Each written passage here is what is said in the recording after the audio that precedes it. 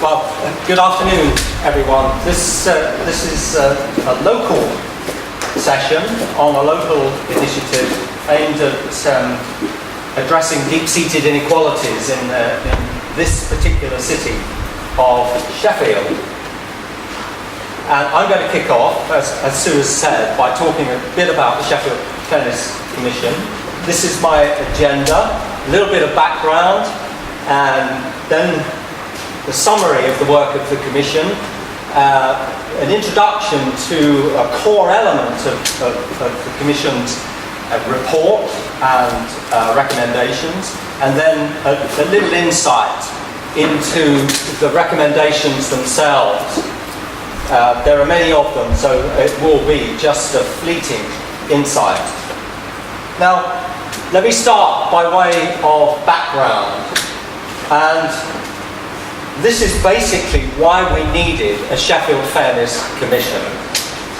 Because these are indices of multiple deprivation, and you can see the concentration of least deprived over there in the red. Most deprived over there in red, and least deprived down here in the blue.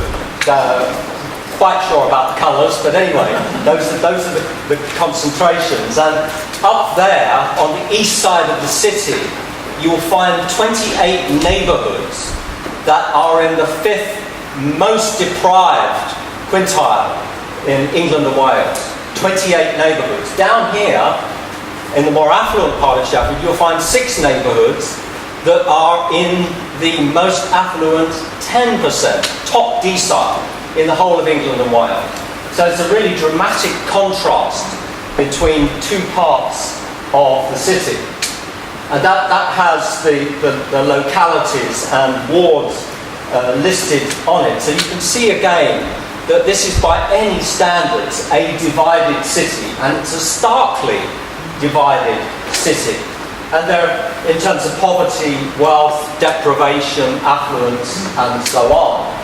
And there are so many examples that one could quote of the impact of those inequalities. Just looking west down here to east, the multiples of income differential, 4, 5, 6 times between different wards.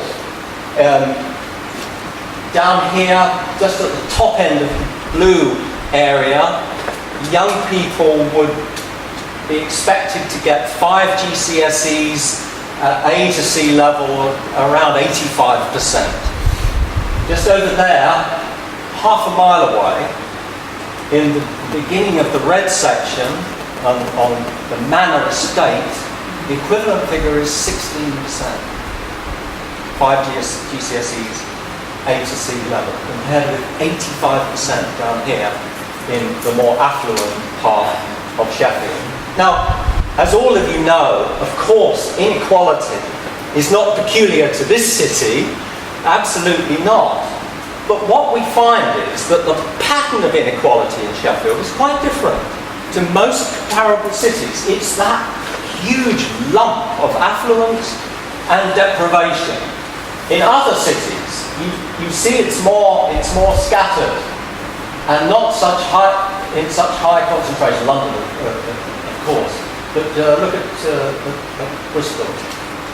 So this is an unusual pattern of inequality, clustered, highly clustered, not scattered in different parts of the city.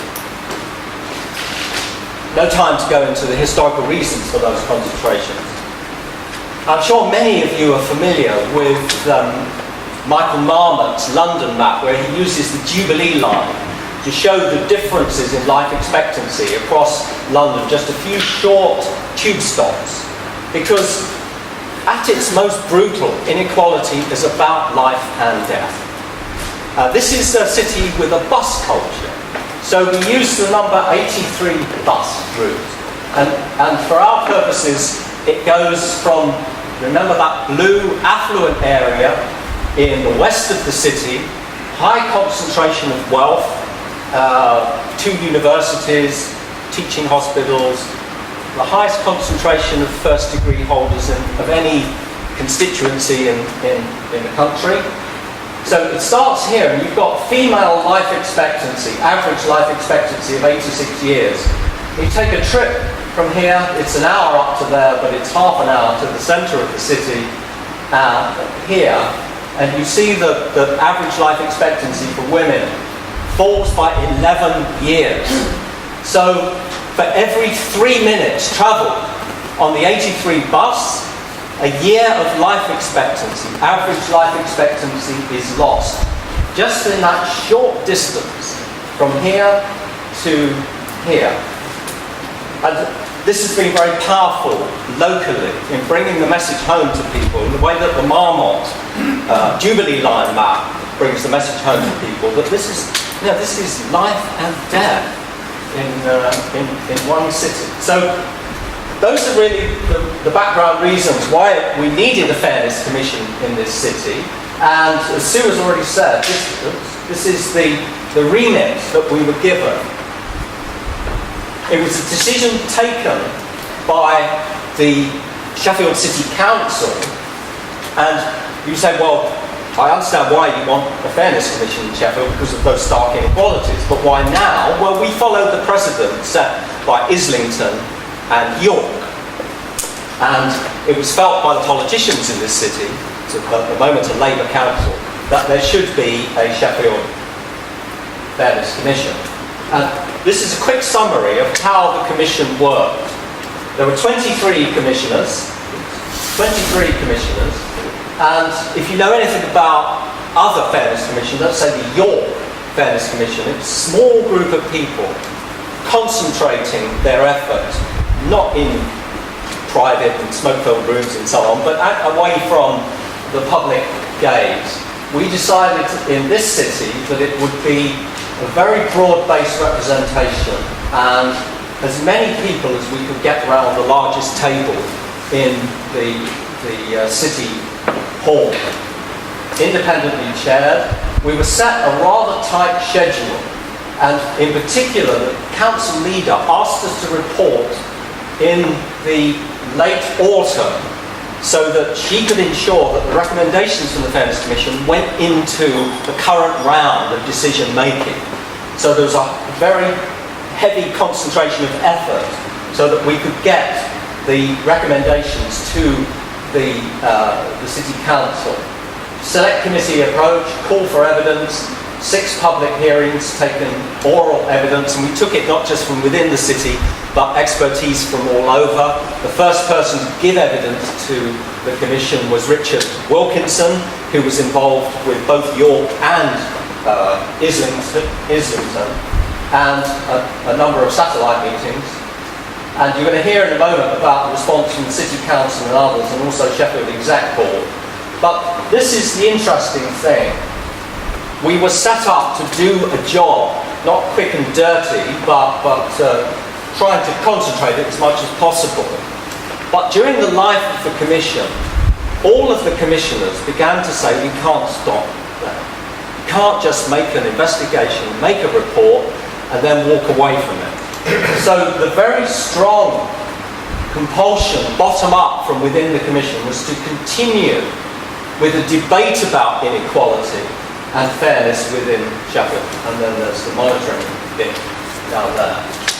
That's most of the members of the commissioners. All of the 3 political parties represented on Sheffield City Council as the council leader, the Green leader and the Lib Dem leader, all of them were represented on the commission. There's the NHS, there's the Chamber of Commerce, and I think almost the most important member, this man here, he's the editor of the 2 local papers. So it's rather an inspired choice to include the editor of one of the local papers, and I can't claim credit for that. It was actually Richard Wilkinson who said, you need to get the media on your side, and we did. The church and faith groups, ethnic minorities, older people, younger people, and so on. So the report was published in January, And because we had to do things quite quickly, it wasn't free-ranging. We were concentrating effort around these 8 themes. These are the way they turned out. Of course, they weren't called that originally. It would be health and well-being, employment and pay, and so on and so on. But those were the 8 themes of the inquiry. Now, as you can guess, one of the key questions that we had to confront in this inquiry was what do you actually mean by fairness? And I imagine that this would generate a great deal of heated debate and discussion. This is what we agreed, and it will not be a surprise to any of the Social Policy Association people in the room.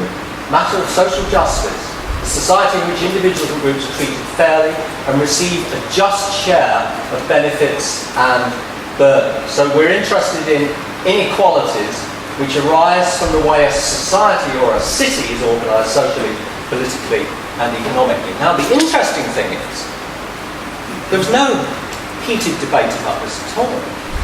It was more or less accepted from the word go that this is what the Fairness Commission would focus on. Okay, to say it's linked to the remit, but given that just the political spectrum involved in membership of the Commission, I did expect some heated disagreement.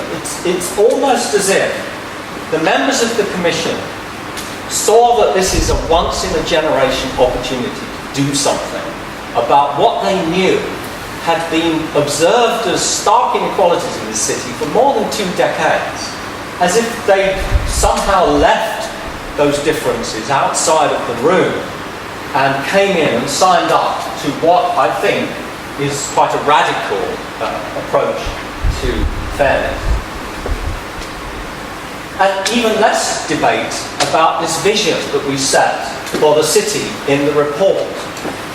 And a bold vision. We aspire to be the fairest city in the country. We wanted to set a bold vision because of that campaigning element to the Fairness Commission. In other words, it's not just a matter of producing an academic report and putting it on the shelf, but thinking, how can we inspire citizens in this city to think critically about what fairness is and what can be done within one city about inequality.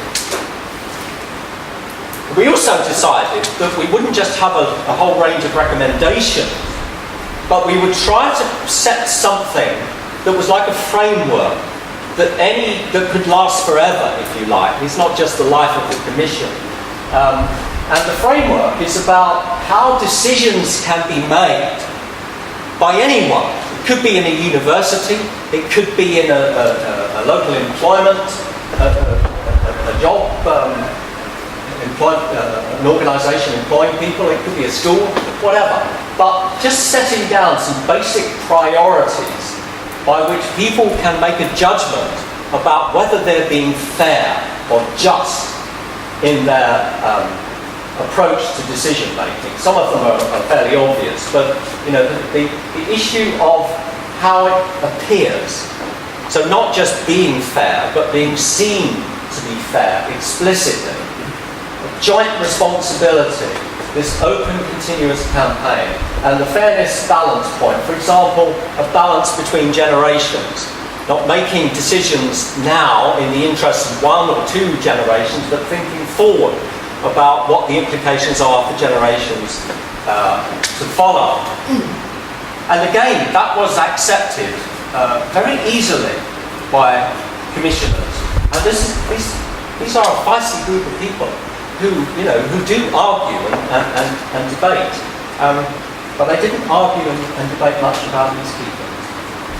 Now finally, on recommendations, we had 3 types of recommendations: short-term, long-term, and those things that we couldn't do anything about within the city. And you know that much of the inequality created here is within the national context and not really something that we could do anything about. And in the Fairness Commission report, you'll see, you can download it from the web, we have a couple of hard copies here, that each of those themes is presented in terms of what we want to achieve in this city, what the evidence supporting the need for action is, and then specific recommendations. There are 89 recommendations in the report, so I'm just going to summarise a couple of them under each of those 8 themes. So health and well-being. Trying, in conjunction with the Health and Wellbeing Board in the city, to shift the way that resources are allocated away from cure towards prevention. Trying to redistribute resources within the city towards those areas that have greater needs than others. They're skewed at the moment towards the more affluent. We have recommended the introduction of a fair employer code. This covers things like training and working practices. But interestingly, and this came from a major employer in the city, it includes an annual report on the comparison between the top salary in an organisation and the bottom salary. So what is the ratio, top to bottom, within all of the key organisations? A living wage paid to all employees in the city. In terms of fair access to benefits and credits, a big issue in this city. I'm sure it's in many others represented here, but we calculate that there are up to 30,000 adults in this city that are using doorstep lenders.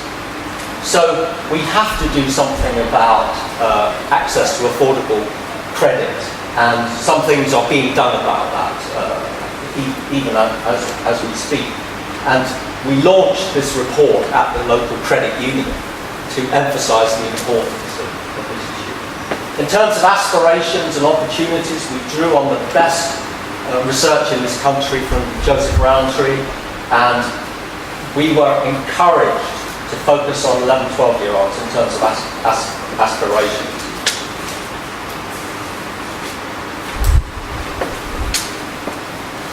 In terms of housing, you can see that this significant issue of air pollution. It's been long campaigned about in the city, but something will be done about it. We calculate in the city that just under half, 45% of private rented property does not meet the decent home standard. So it's a major issue here, I know, not just here. And in terms of safety, using the justice resources to reinvest and focus on rehabilitation and prevention, and a default 20-mile-an-hour speed limit for the city. Transport, we had evidence from young people that they felt excluded because of the cost of buses, and so we made a recommendation there. And then this final area is about how to co-produce with local communities. So it's not top-down, Fairness Commission, City Council, but more democratic about how we can work together as a city to create greater fairness. So the report was published in January, and we invited responses from all of the key stakeholders. Matthew is going to speak about those in a minute. We are continuing the campaign for fairness, and Gordon later will mention the monitoring of this report and its impact. And just the final thing to show you is that people who live in the city will recognise the remarkable transformation in the attitude of the local press. And issues of fairness and justice are now getting a decent press. This is a local tabloid. Now getting, the questions are being asked by the local press. And I think this is invaluable. If you want to change the culture, you've got to have these people on your side. You've got to have them supporting the notions of fairness and justice. Okay, so now Matthew is going to tell you a little bit about what responses we've had from the key stakeholders.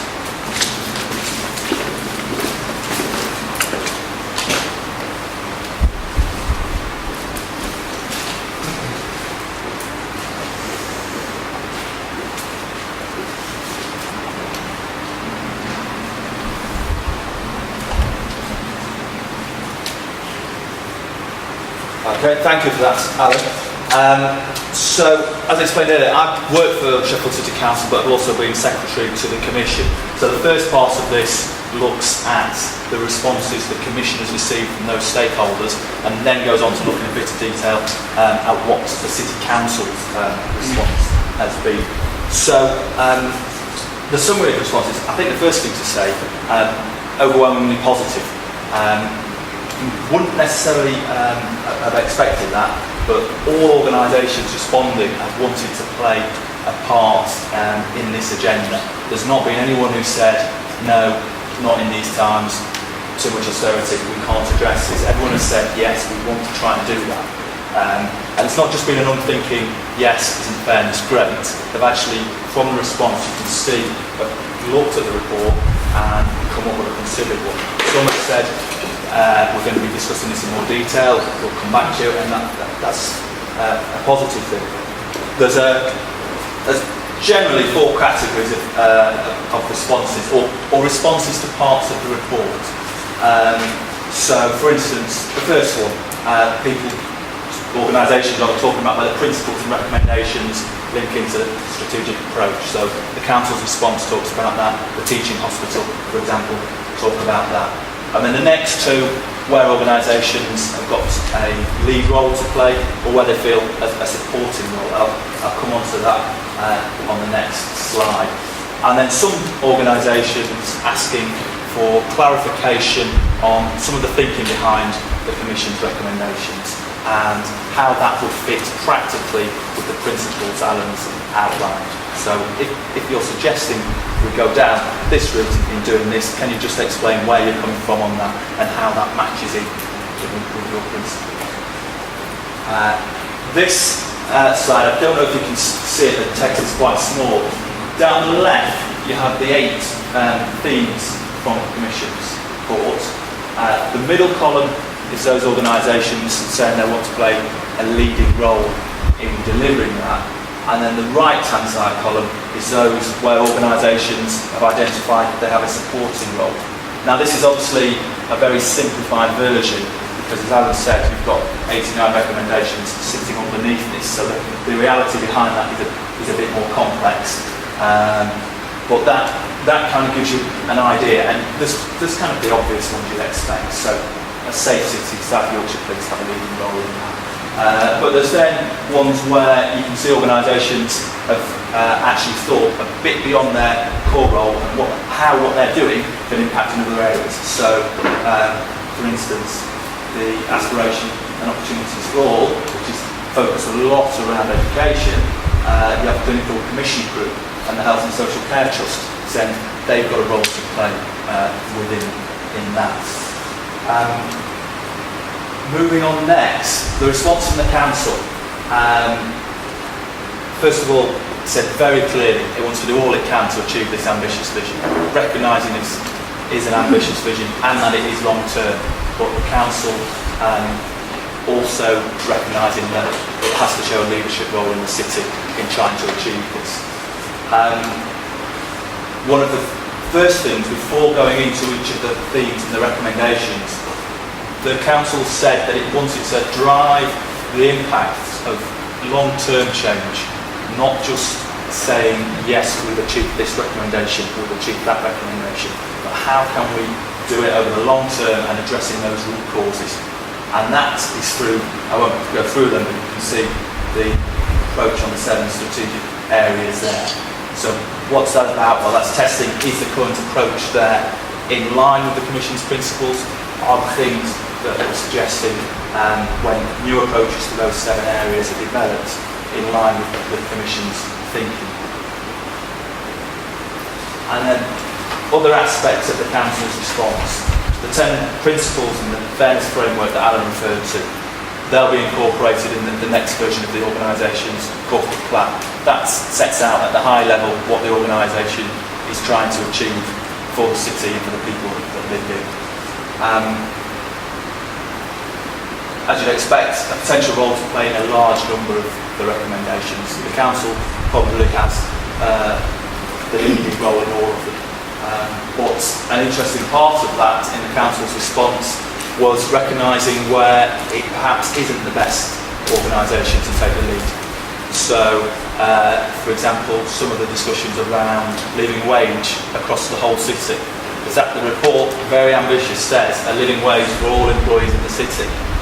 Now, the council has done that for its own staff, and the question around, well, is the council the best organisation to try and sell it to the private sector, or are there other private sector organisations in the city that have done this that may be a better place to sell? So those sorts of discussions are continuing. And then Alan referred to feeding into the budget rounds. For some of the more long-term recommendations, that bit's going to be crucial. So when you talk about moving towards a more preventative approach in health and well-being, that's great. I mean, many people know that sounds great in theory, but how do you actually carve the resources out of current spend on crisis and moving it to prevention? So it's getting those, I was going to say getting those discussions going. It's not, because they've been going for a while. It's about how can you give it an extra impetus. The other thing the council has done is a one-off Fairness Commission fund. Now this is not for the city, this is the council's, part of the council's response was from an underspend. It identified £1 million to put towards some of the recommendations, which I think shows the seriousness and the importance the organisation is giving the Commission's work. So the areas highlighted below, welfare reforms, actually did some early work in the spring on communicating those changes. Estimates 173 million, I think, will be lost to the city economy from the changes of welfare over 3 years to 2014-15, which has an impact on individuals, but also a massive impact on the city.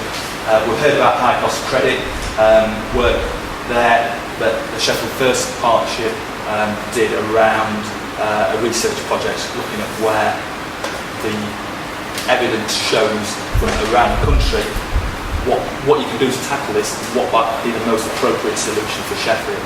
And that works ongoing. Increasing pay for apprentices, and the advice sector in the city has been restructuring to, the easiest way of describing it is to create one sort of front door to the service for the people. So you've got one number, you've got one website. So some support to help with that restructuring there. At the moment, that £1 million, there's probably about a quarter of that allocated. And very deliberately didn't say, right, we've got £1 million to spend, let's not spend it all at once, wanting to consider it over the course of the year. You've already seen the front page at the start, but I think what I'd add to that is the quote from the opinion. That's up at the top. It's clear inequality exists in the city, and it's right to want to address that. Alan's already said that's a very significant statement from a local newspaper to be saying that. And if you looked around the country, I don't think you get that in many places. The other thing that the Commission's work did is the idea of a debate in the city. What does fairness mean to people? How can they go about helping to tackle it? The phoning on the local breakfast station on the morning of the report, a lot of calls coming in on both sides. Some people kind of really positive, but I mean that's just a quote of someone who was negative. Life is not fair, full stop. There was another caller who was, oh yes, I grew up in one of the most deprived areas. I pull myself up on the bootstraps, I'm fine, I've got on my life, I've got a nice house, and why can't everyone do that? And for me personally, that was a bit of a wake-up call, having worked on this and thinking, well, actually out there's a very different view of fairness and inequalities. Not just what do you need to do to tackle it, but it doesn't matter. Which is why the campaign that Alan talked about earlier is so important. This idea of a campaign for fairness, which there's sort of three aspects to it. You've got an informing aspect, promoting the case for fairness, and then also a call to action. The bus route that Alan mentioned earlier, most people, when they saw that, they don't know. I've spoken to people outside of work and they're shocked. I say, have you got that right? And the figures are just stark on that 30 minutes. So there is a real job to do there. But it wasn't all negative. I mean, that's an email that came into the Commission from an individual who'd seen the report and just said, yeah, I wish success to all those involved. Publishing the report provides a strong foundation. So there is an appetite out there to do something, as well as those who think it's not an issue. And then finally, just some concluding thoughts really on responses. The first one I think underplays it. It's not just a positive, it's a very positive response from organisations. Although that's only the first part. The real test is going to be what happens in the delivery. And then the third one is, given that big debate that's started in the city, is that important role for the campaign for fairness. If people don't know about inequalities, how are they going to personally try and do something to tackle them? If they do know, but they don't agree with it, how can the case be made that inequality actually affects everyone in the city, which is what the Wilkinson Ticket work showed. So that concludes mine. I think it's Sharon. And you've got a presentation, so I'm going to very quickly go through some key points. The key points I'm just going to go through, I'm just going to explain very briefly what Sheffield Executive Board is, because I think it's core to this agenda, and what it does. Because again, it's core to the agenda. And then put it back at the end, these few points about how does that relate to the fairness agenda. The Sheffield Executive Board is a collaborative leadership group for the city. I mean, Sheffield, as most of you will know, is the fourth largest city in the country. It's a big, complex city. And leading cities is a big, complex area. How do you create the type of city you want for the future? Its role is to work to get an overview of how the city is doing, both environmentally, socially and economically. And it has a statutory obligation in producing a thing called the Sustainable Community Strategy, otherwise known as the Sheffield City Strategy, which is produced every 4 to 5 years. And that strategy should be informed by some form of long-term vision for this city. And I think it's really, really important to build on the points that have already been made, that the long-term vision for Sheffield is it's a fair city, the fairest city in the country. And that is core to the political and civil debates of this city, that it wants to be a fair city. And for those of you, I don't really know what social policy, the extent of what social policy studies, I'm not an academic, but for those of you who are interested in that, there's massive debates now about the type of cities of the future. Because cities, most people are moving or living in cities. Cities economically are very important, but social divides, as Alan was saying, social divides and social inequalities in cities are generally growing in most cities. And what does that say about the type of place people live in? And so for this city to have decided at this stage that its aspiration is to be the fairest city in England, and hopefully one of the fairest in the world, will shape the future of this city quite significantly. And I think that's really, really important, and I think a huge achievement of the Commission. I wasn't on the Commission, that we've got in at these set of principles so early on. Who's on the Sheffield Executive Board? We do have private sector. We have the Local Enterprise Partnership, which is a city region construct that is driving the economic strategy for the city region, as well as the Chamber of Commerce and other key business sectors. We have representation from our voluntary, community and faith sectors, and we have representation from public sectors, not just the council. And we do have representation from the two universities, this Sheffield and Sheffield Hallam universities.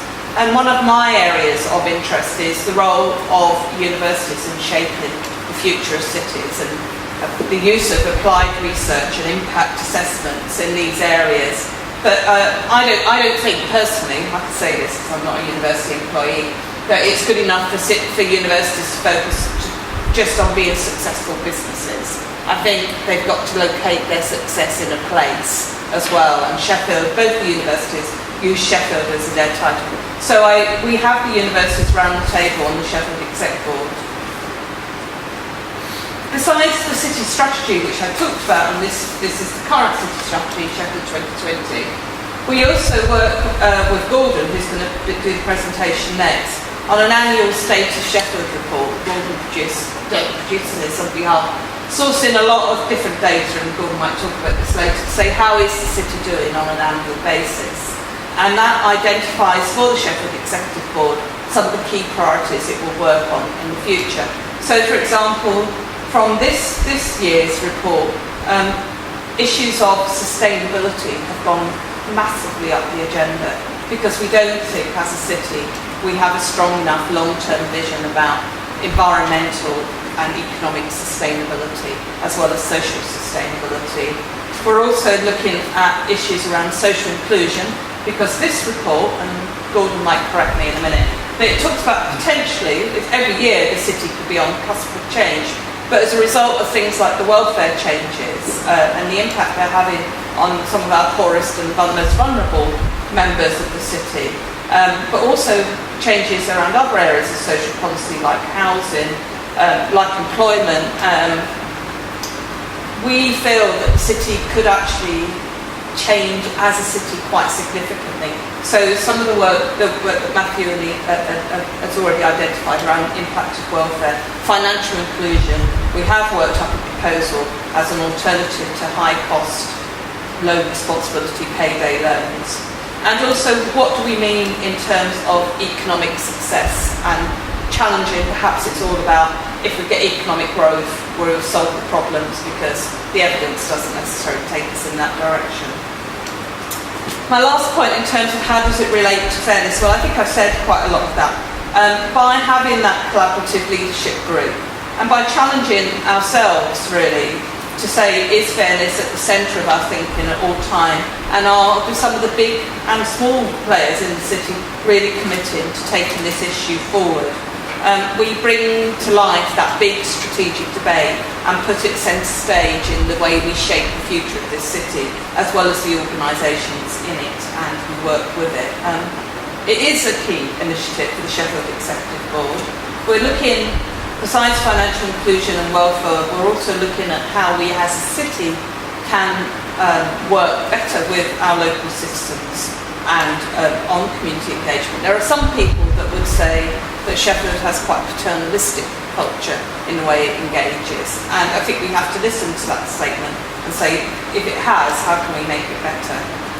We're looking, and there's a seminar on Friday, I think, hosted by a different bit of the University of Sheffield, on what does co-production and co-design actually mean in reality. We're looking at things like the living wage, as Matthew said. So the Executive Board, as a collaborative leadership group responsible for addressing the strategic challenges and opportunities of the city now, but also shaping the future of the city, is central and has fully accepted, I think, the challenge of this debate, because just to emphasise, it has been really positively received. I think it's one of the biggest things that has happened in the city. And I think our challenge now is to realise how the positive way it can shape the future of this city and the sort of civil society in Sheffield. So that's all I have to say.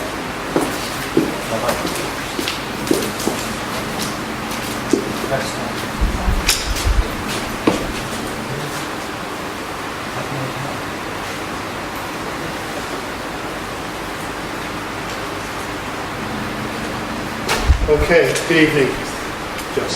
I'll be fairly brief because in many respects what I've got is questions rather than answers, and I'm sure you've got questions which I think we want to give as much time as we can do to address. Firstly, without this sounding like an Oscar speech, I'd like to thank you to Sheffield Hallam University, who work with ourselves on the commission, and the monitoring is undertaken by Sheffield Hallam University and ourselves. So I think it's fair to reflect that. And in the spirit of what's being called co-production, the work's been done around monitoring, and the reference to the State of Sheffield report as well is done in collaboration, co-produced with the City Council. So although I'm standing here giving this presentation, it's very much work that involves academics at Hallam, involves the research and policy office at the City Council. This, in some respects, is a horrendous task. Anybody who's been involved with social policy, monitoring and evaluation just knows that this whole field is rife with problems. And I don't think the purpose of this is to solve those problems. And I think that's an important starting point. But it is informed by academic debate, it is informed by academic practices, but in the end this is trying to help the city. And I think that in itself is the starting point, rather than finding some purist answers to the ultimate measure of impact or performance. This is from the report. This is one element of the framework, is that the city's commitment to fairness must be both demonstrated and monitored. I think those points that Alan made very much at the beginning, followed through by the other two speakers as well. And there will be an annual report. And I think the city has a number of reports which are produced annually. So it's not as though this is something new or different, but it's trying within the campaigning element of it, I suppose, is to keep the issue on the agenda of other organisations. One of the things you will probably be aware of when you work in social policy, either as an academic practitioner, is very often one of the problems is organisations. And that's one of the things that, for me, is often adds to complexity. I'm interested in places. Where I come from is understanding cities and people who live and work and do whatever they want to in cities. Very often you talk about fairness and somebody always thinks, well, that's the other organisation's business. I know a lot of people in the health sector. They're extremely concerned about injustices in the health sector, but somehow it's another organisation's problem to sort out. It's not our problem. And I think, therefore, what monitoring here had to do was demonstrate, as it seems to do, that organisations do connect with fairness within the city. It's drawing that out. The annual monitoring should include data on major inequalities in the city and progress made in reducing them. That's a big ask. That is a big ask. And I think this is a project in progress. It's not as though we have a framework for monitoring which will be applied. We've already started these discussions. The reporting will be done in January, so this is the start of that cycle, but a cycle then that will get repeated. Two major things have been monitored: progress on outcomes and progress on implementing specific actions. I think the actions will be monitored in a certain way, and what I'm going to talk about much more is about the outcomes. Yes? Well, what difference does this make? Can you actually measure that difference, and how would you measure that difference within the city? These obviously link across to the challenges, the areas that Alan's been talking about earlier. And this so far is a sort of list of things that maybe we need to consider and measure. Life expectancy, poverty, work, attainment, aspiration, affordable decent housing, crime and fear of crime, air quality, safety, transport for all involved citizens. Interestingly, behind these has been a series of work that's been already done in the city or nationally. Behind these is probably the debates that are held within the Commission. So these are rooted within the way that the discourses of fairness have been shaped within the city. So this is our starting point. This is a work in progress. This isn't a definitive list. I think, Alan, you would share that. It's a language, as Alan says, which has been constructed within the city. And that's part of saying, in my involvement with State of Sheffield and other work, that discourses are very, very important. Often discourses are more important than data and facts. Now, in that sense, as you go down here, it gets more and more complicated. Life expectancy is one of the easiest things to actually measure. Life expectancy is one of the easiest things to actually link to fairness and poverty. And there's some very good work done here in our public health section, which you can be aware has now moved into the local authorities. And I think that's going to pose itself, in a sense, challenges. The bus map showed this life expectancy quite clearly, and it's measurable. Poverty, known indices of that, some understanding of it. Work, similarly, some understanding of it. But as you go down here, you get into some really complex areas of why they're on the list, what you might be measuring. So I'm not going to go through all these, but I think just leave that in your mind. We can come back to this when you raise your questions, because a rough guess, some of your questions about what's fair, how do you make it fairer, will come in your minds as debates about these subject areas.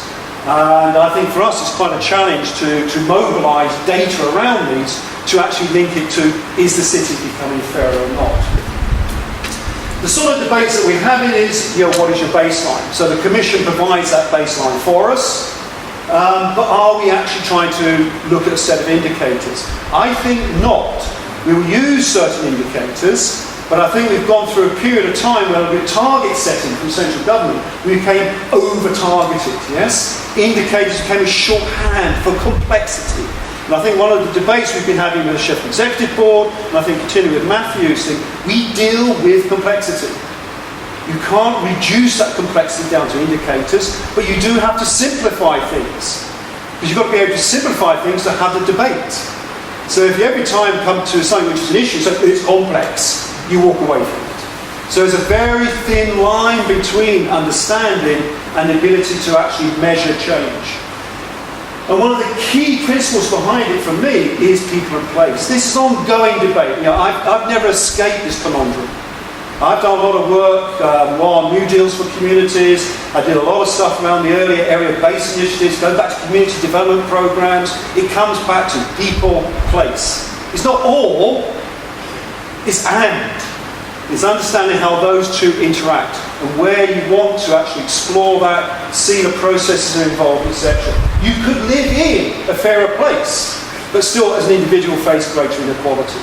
You as an individual could experience greater fairness, but live in a great inequality place, yes? So that relationship, I think, is saying the city is in a very fortunate position in some respects. That geography that Alan gave you at the beginning is quirky, is different, but it's shaped by a boundary. Whose boundary is that? It's one organisation's boundary. It's the boundary of the City Council. It's not a geographical boundary, it's not a policy boundary, it's certainly not an academic research boundary, it's a policy boundary of a particular organisation. And that's what throws up this people-place relationship, which I think is quite interesting but also a challenge to us as well. One of the other major problems you face in monitoring, as you all be aware of, is are you simply monitoring processes? Or in those processes, are you reflecting on and able to make fair assumptions about causes? And that's why I say this isn't an academic exercise, but sometimes we've got to be very careful about the link between what we're measuring and actually fairness. So interestingly, we've seen up there the thing about 20 miles per hour limits in residential areas, yes? I went to Aberdeen once, they've got a lovely sign up there, 20's plenty! Oh, that's a great campaign, That really gets the message across. Where does it come from in this city? Ethnic minority groups. Yes? Higher incidence of road accidents in ethnic minority group areas through speeding cars. Okay? So suddenly people and place start coming together there. What's the cause? What are you doing? Yes? Why 20? Why certain areas? So what are the processes behind this? And similarly, if you look at public health, it is actually complex, yes? So you can launch campaigns, for example, about breastfeeding. So Sheffield has one of the highest rates of breastfeeding on leaving hospital. It doesn't 6 months after leaving hospital. So again, about processes of reproduction of inequality simply aren't about performance of organisations. And that also leads to a very interesting comment for me, which is about comparisons. What are you comparing the fairness against? Is it absolute? Is it relative? What are the geographies of that? What are the timescales of that? And I think these all add complexity again to what we are actually trying to understand. Very quickly, to move on, this is another little map. I love maps, we love maps in Sheffield. And this again shows you the red and blue areas, which is the bottom 10% and the top 10%, least applied, most applied, which you've seen already. And this is some of the work we've begun to do with Matthew's team, etc. The yellow dots, if you can see those, are bookmakers. Because what we did in the report, say for Sheffield, we start looking at financial poverty. So money flows into these areas. Where does it go to and where does it flow out of? Because here what we see in the recent period of time, bookmakers targeted deprived areas. So again, when we look at processes, we look at geography, people and place, we often find quite complex processes behind that. And if you actually put, some of the pay lenders up there as well, you'd find an equal distribution. Now, does that mean we're all upright and righteous in the west of the city? Of course it doesn't.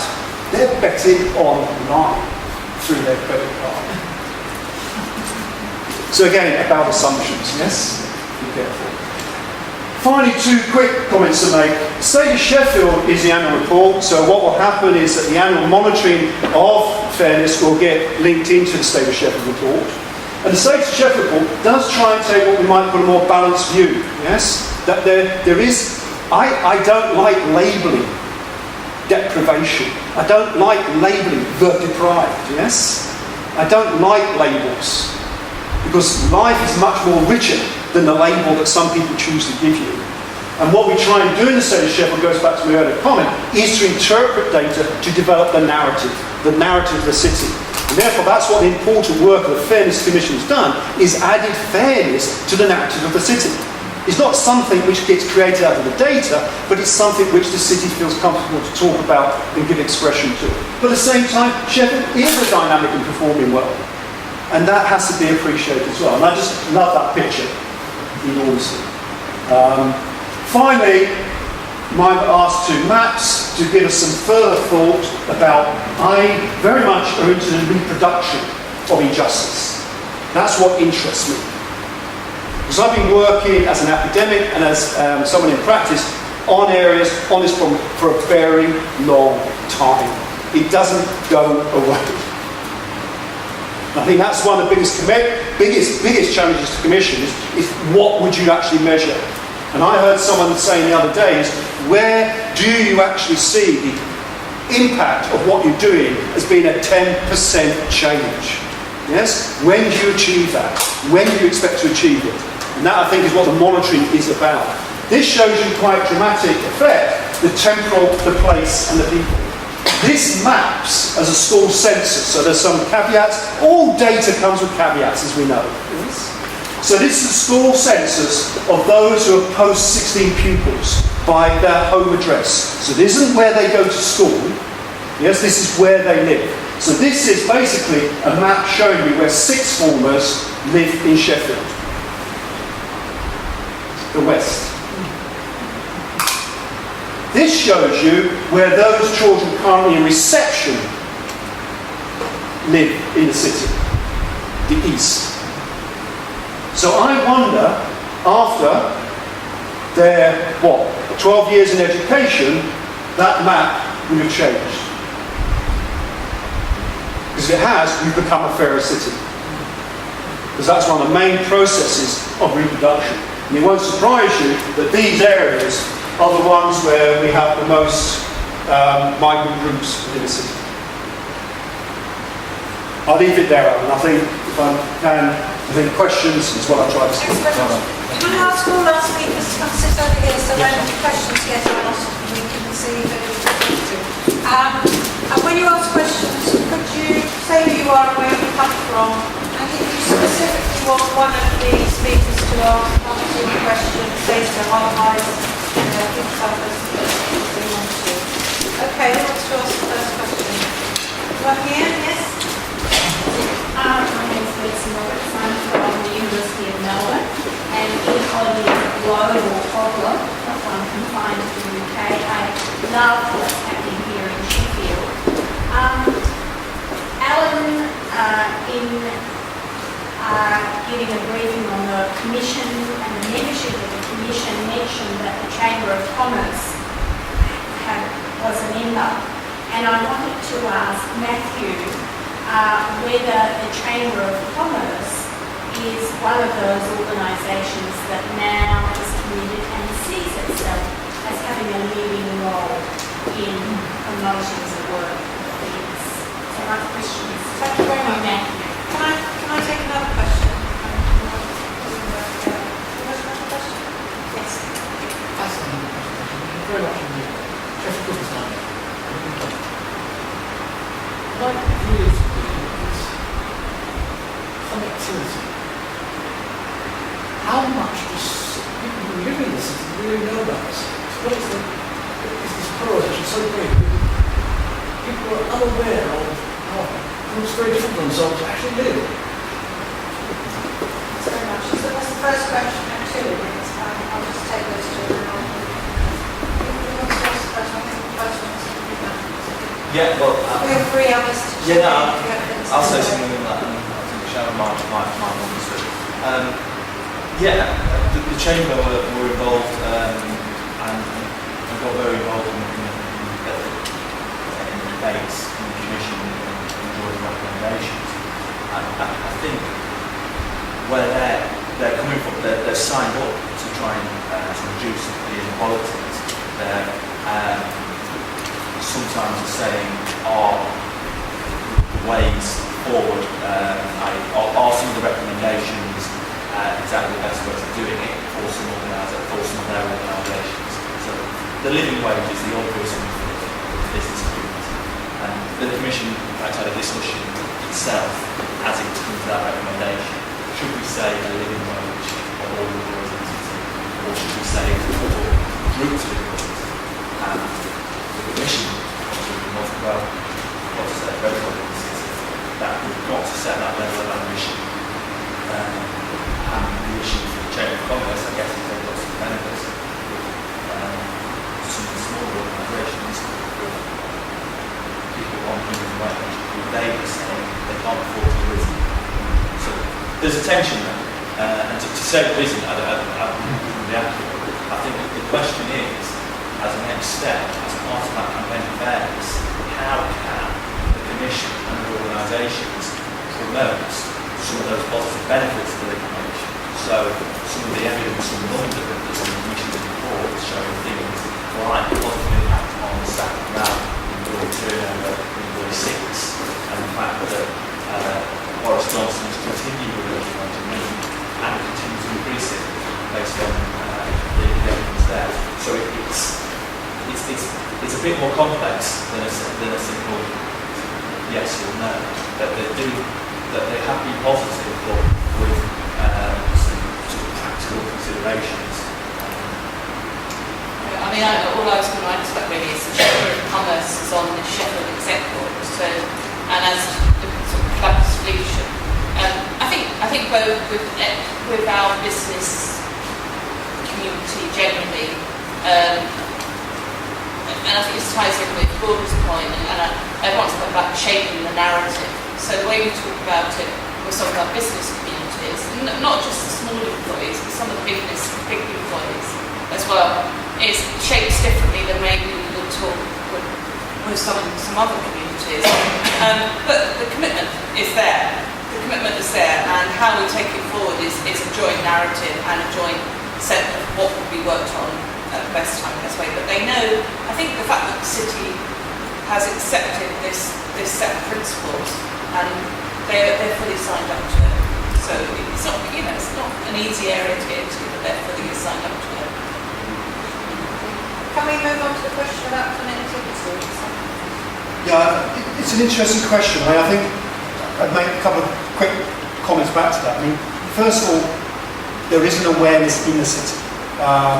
What you take that to be, yes, is difficult. I mean, it actually comes up in party politics. So Labour has always had, to some degree, a redistributive policy within the city.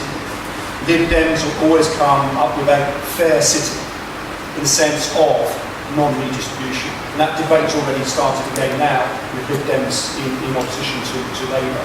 So within those sort of strictures, I think that there is awareness. I think to ask, is there awareness within the population, is much more complex. One of the things about that is the Sheffield population is changing. It is actually 10 years ago, Sheffield had a decline in population. And that's quite interesting because I do a lot of work around shrinking cities in East Germany, for example. Yes? And cities have to reconfigure the whole imagery of what they are. And I think if that continued, this divide would become far more apparent across the city. But the city has now grown. It's got a growing population with a changing population. So it's aging, which is our national population, but it's also become younger. So it's those two levels which are changing. And I would like to say how a younger population does see the city. I honestly don't know if they're aware of this. There is the populism, as you naturally expect, yes, that areas are known and labelled. So I think in a more wider awareness, that's a much harder thing to answer. Does everyone else want to comment on that? No, I think the campaign for fairness, I want to say, is really important because the national narrative around things such as welfare, is going to be reflected in local people's understanding of some of these issues, and unless you present an alternative narrative and an alternative set of language, and this is tricky. It's tricky politically. It's tricky. But I think that's why the campaign for fairness and using examples. And so, for example, and it will tie in with how we develop the campaign for fairness, but I know that the Faith Leaders group in Sheffield, which is on the executive, are looking at issues around poverty hearings. So actually stop this campaign, they would say, that demonises the poor, and that's coming from the Faith Leadership group. That's not the City Council, the Church Action on Poverty, those types of organisations. So, Well, I think the issue of connectivity is really what underpinned that sense within the Commission that this is not just about producing a report. That everyone around the table, Lib Dem or Green or Labour, all accepted the position that we need to do more. And what more is, of course it's monitoring, it's pinning their noses to achievement and so on, but what more really means is the narrative. Yes, it's sociological terms, it's society. That's the critical thing. And you can't put down Wilkinson and Pickett, all of those other genre-like books without saying it's society. So what can we do within one citizen to try to shift that narrative? Why are paying so much attention to change in the way that the local press is dealing with these issues? And people who've been in the city for 30, 40 years and worked on health inequalities for that length of time, who've emailed me and said, this is amazing. Look at what the Star is saying. Of all things, the Star. It's like the sun in Sheffield. So you don't expect a positive narrative to come from that tabloid newspaper. But I'm not pretending for one moment that changes everything. But it's the hook to change public attitudes at the moment. We're all on the same side of the campaign.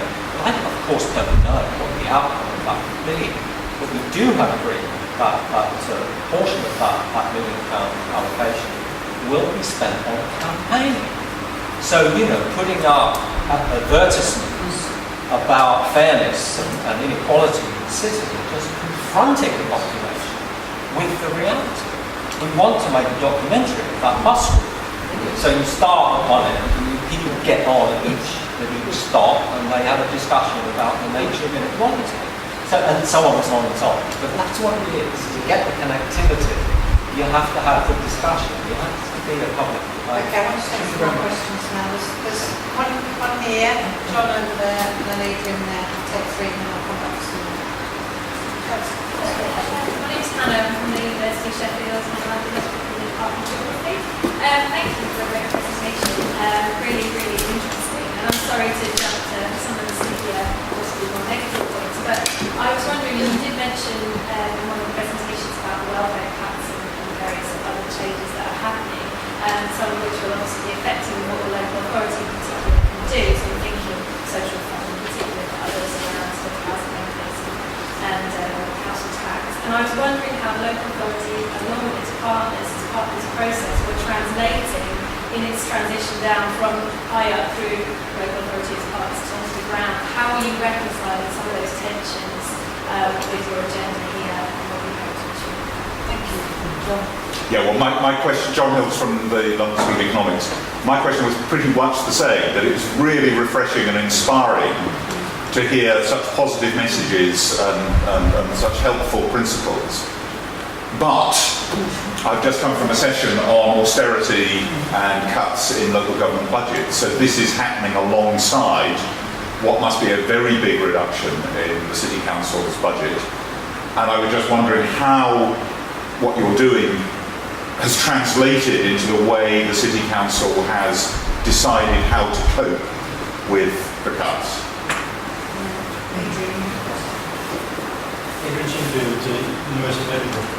That was a very thought-provoking and heartening set of presentations. You mentioned the shaping the narrative a number of times and the important role of the press. But I don't think any of your recommendations actually have a specific recommendation on this thing. And I was wondering how far you're going. I mean, in Scotland recently, before the last national election, the leaders of all the main political parties signed a statement committing themselves not to demonise the poor and people on benefit. And by and large, I think that was fulfilled. The press actually withdrew some statements that were negative. In one European country, from Sydney, I've forgotten, the journalists got together and they agreed they would stop using certain derogatory terms. So I was wondering if you had any specific recommendation. So there isn't time for all of you to go to the questions. So would you like to pick the next most relevant to you? Well, I'll go first on the local authority response. I think briefly, when you look at the scale of something like the welfare reform cuts and the impact that's having on the city,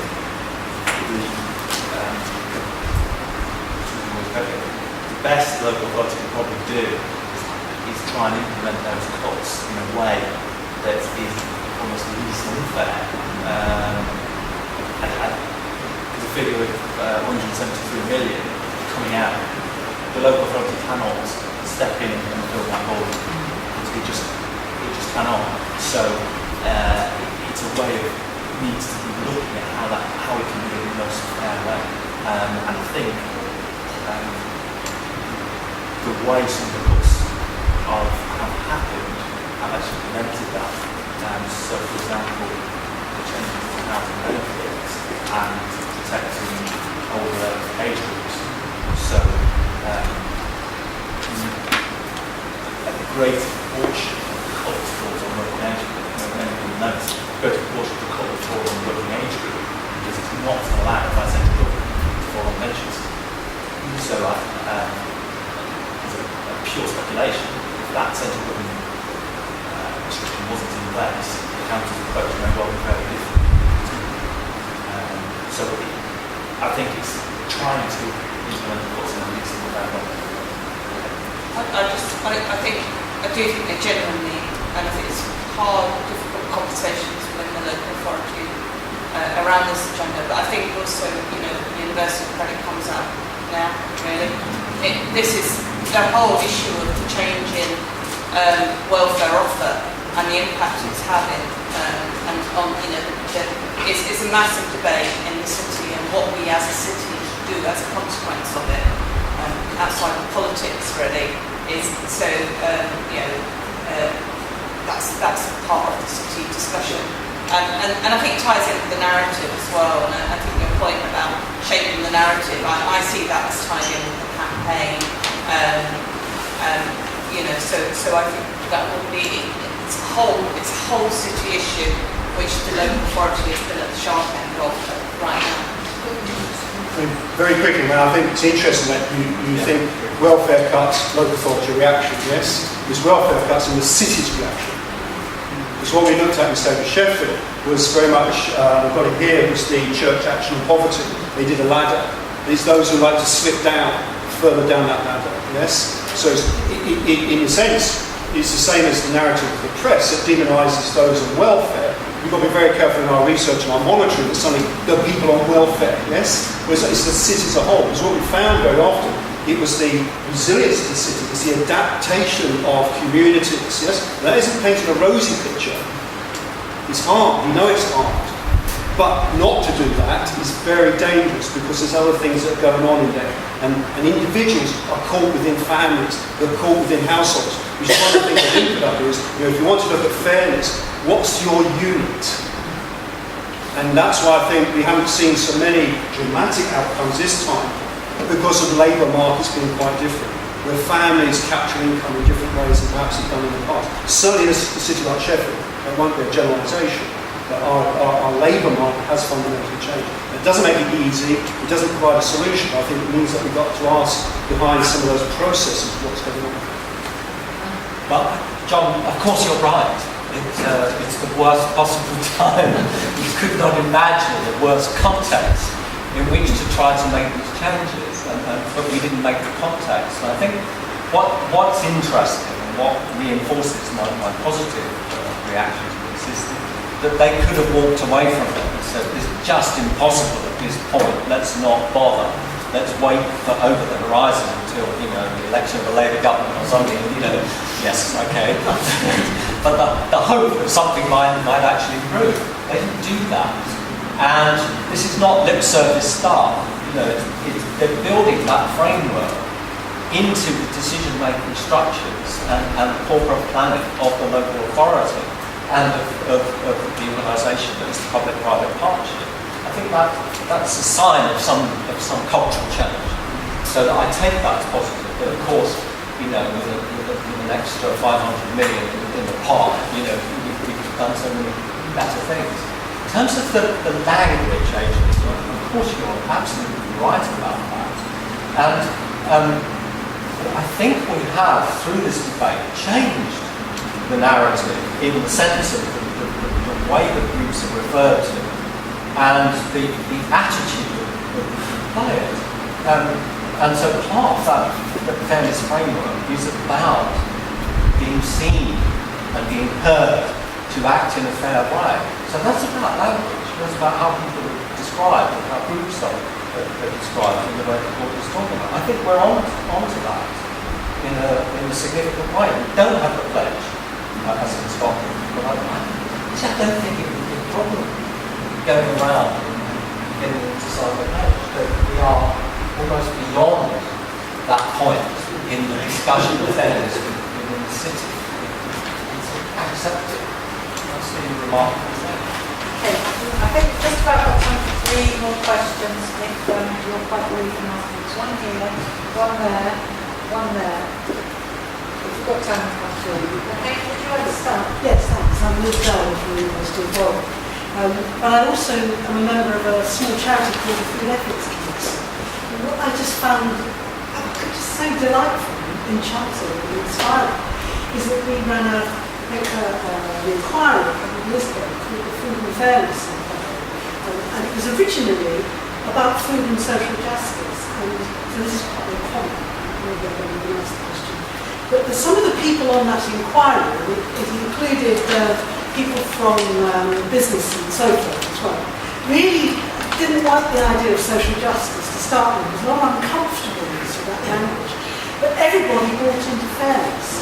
And just to sum up, because I think it is well, the report, which is online, I have a copy in my room, I didn't read it with me, it's free. I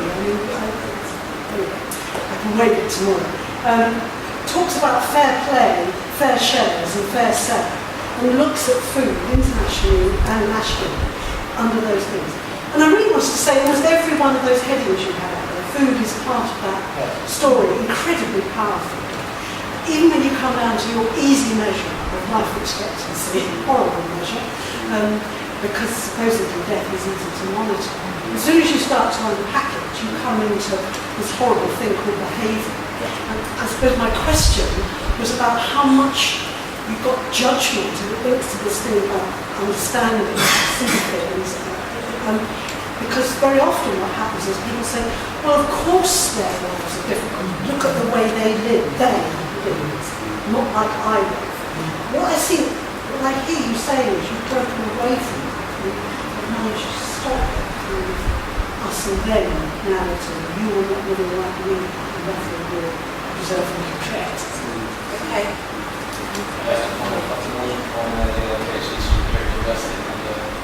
Tell by your t-shirt. A resident of the city. I just wanted to know, I just wanted your theories about what citizens and communities can do. If you could flesh out what you sort of envision the role of communities, neighbours and citizens to be, especially when we've seen that with the cuts and with today that the Labour council is suffering particularly, or local government is suffering particularly. And also, specifically in the city, I know it looks like community assemblies are on the way out in September, so I wonder if you could just sort of flesh out what you envision the role of communities to do. Thanks very much. Yes. Yeah, look, austerity is kind of a litmus test of what fairness is about, of really sharing the pain of austerity, and also the potential for taxation to raise revenue in other ways, and whether you've thought about that, because austerity tends to be focusing on depriving people that are in needful situations. And I'm mindful of Tawny's old phrase, you know, the problem of poverty can equally be seen as the problem of riches. And so that really is very attesting and really could provide you with some very interesting and innovative ways of dealing with it. I'm going to take yours as well and ask them to be absolutely the last question. Okay. On a visit of the university from China, I was impressed by the more than 10 years life expectancy gap in the same cities. And I want some other comparative data with other cities. And what's the standard of a family city? And will Sheffield be a leader or a follower in pursuing values? Thank you very much. Let's take that last one first, because that's a very specific one, and then we'll... No, I answer somebody else. On the health, I mean, if you look at other cities, majority of those cities, if you take the proper geographical area, will have similar disparities in health. So disparities in health is a national issue, very often related to social class. And in this city in particular, it's often related to history. So it is, sometimes linked into post-industrial illnesses, and it goes back to food and your behaviours, etc. So Sheffield isn't different enormously to other cities. It's just that the geography creates this juxtaposition of the two populations. Okay, so I want to pick up on the other question. Well, I think the two first questions here were the ones I was quite interested in.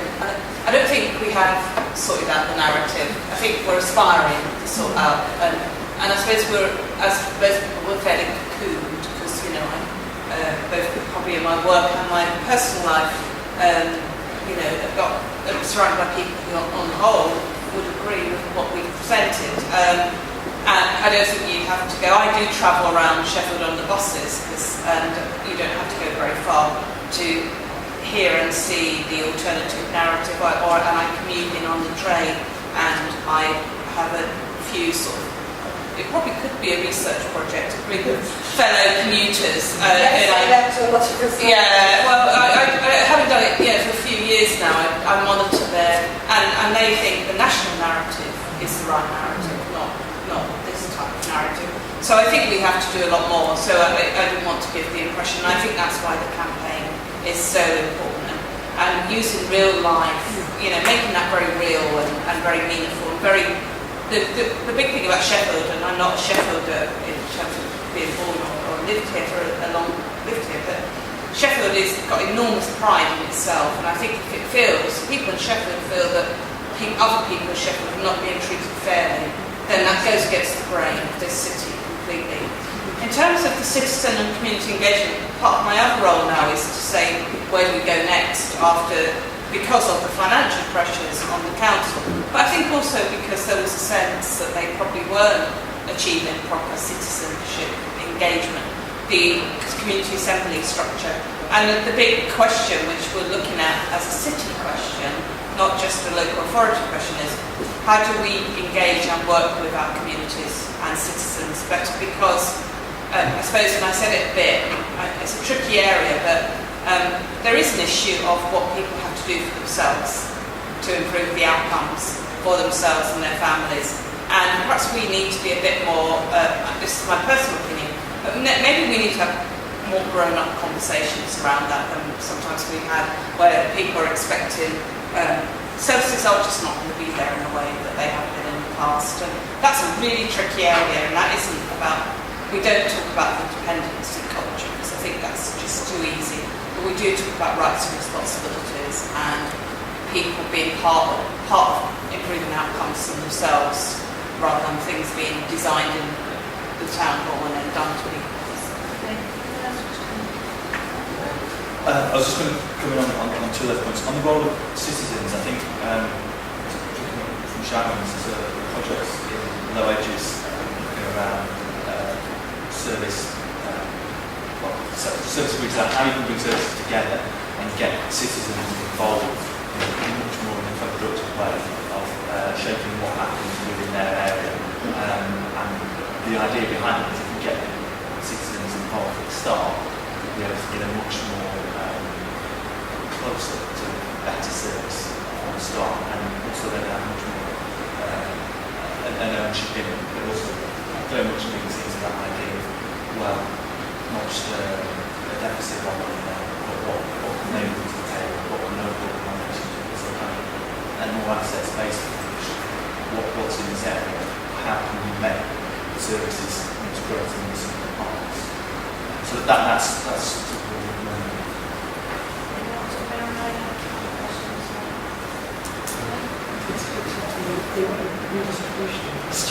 Sorry? Nobody's picked up the redistribution question. The taxation issue, what's the capacity for increasing household levy? Because a narrative for me, fairness, is about sharing, and it is challenging the whole neoliberal thing of winners and losers, the smugness of the winners and the blaming of the losers. Just briefly. Briefly, from the local authority point of view, politically there's not been an appetite for that so far. I wouldn't anticipate that changing. There's also a limit from central government of how much you can do that in the rate of about 2%. I do think there is also an issue of the people with broad shoulders, and I think we might not be able to do it through the local authority of taxation, but we might be able to do it through and there are a number of smaller campaigns developing about people not taking various benefits because they don't actually need them and stuff like that. So I do think there is something about reciprocal type arrangements. We're exploring, we're going to explore in ideas. I'd make two quick responses to that. One, Matthew's right, the actual scope is very, very small to change that. Yes, and it's the national picture where we need to follow the money. We just do not do that enough. We don't understand the flows of money in our own country, let alone between different groups, different areas. Desperate for good work to be done in that area. The other thing is watch this space, because that's part of what localism is about. So the deals that are being done now around the country is if you do more of this, you'll get more powers and flexibility. So the potential for Sheffield to actually capture central monies is growing all the time. And once they capture those monies, that question will then come to the fore. I think they've yet got to that point, and that's certainly something we're working towards. Okay, I think now's the time to thank all our speakers. I think it's been a really great session, and they've all been very good at giving us different perspectives on the project. I think it was a very clear view of it, and they've also been prepared to be very honest and self-critical. So let's thank them all for that.